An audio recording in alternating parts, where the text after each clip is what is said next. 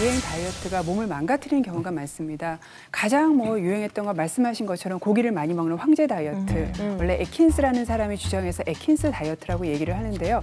요즘에 최근에 작년 정도에 굉장히 유명했던 다이어트 있죠. 고지방, 저탄수화물 다이어트랑 사실은 같은 맥락입니다. 네. 무슨 뜻이냐면은 탄수화물을 하나하나 조금 먹고 안 먹고 나머지를 단백질과 지방으로 채우는 거예요. 어떻게 생각하면은 사실 굉장히 맛있는 괜찮은데요? 음식들로 네. 가득 채워서 되게 좋을 것 같죠. 네. 그리고 사실 굉장히 유행했던 이유는요. 이 다이어트를 하게 되면 초기에 체중 감량이 굉장히 큽니다. 그래요. 그 감량이 큰 이유가요. 계속 에너지를 사용하려면 탄수화물이 들어와야 되는데 안 먹게 되면은 우리 몸에 있는 저장되어 있던 탄수화물을 먼저 사용을 합니다. 근데 탄수화물은요, 우리 몸에 저장되어 있을 때 물을 끌어안고 있거든요. 근데 그걸 사용하게 되면 내 몸에서 물이 나가게 되죠. 네. 그러니까 물이 나가면서 좀 살이 빠지고요. 탄수화물이 계속 안 들어오면은 이제부터는 지방을 분해를 해서 에너지를 사용합니다.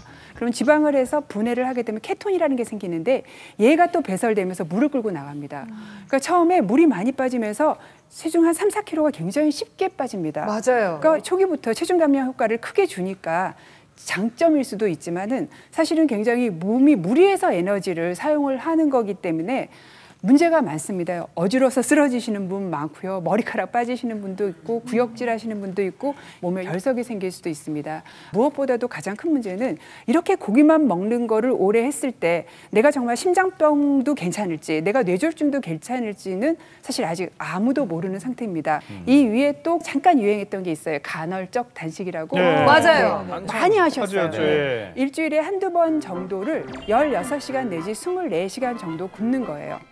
이거 잘 지키시면 살 빠집니다. 근데 제가 봤을 때 가장 문제는요.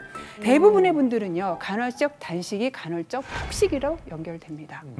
그래서 사실은 아주 우리 몸에서 쉽게 받아들일 수 있는 건강한 방법은 아닙니다.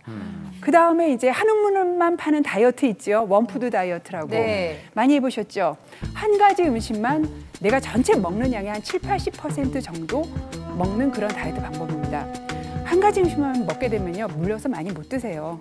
그러니까 음식 섭취량이 줄어들면서 살이 빠지게 되는데 단점은 어떠한 좋은 음식도 내가 하루에 필요한 영양소 4, 50가지를 가지고 있는 게 없습니다.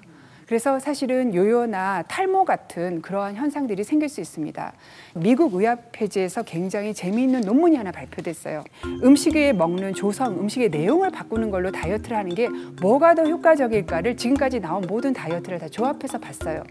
그랬더니 다이어트 간에 별 차이가 없는 거예요. 1kg 차이도 안 나요. 가장 중요한 것은 내가 할 수 있고 내 몸을 망가뜨리지 않는 그런 다이어트 방법, 요요가 오지 않는 다이어트 방법을 찾아서 하는 게 가장 중요합니다.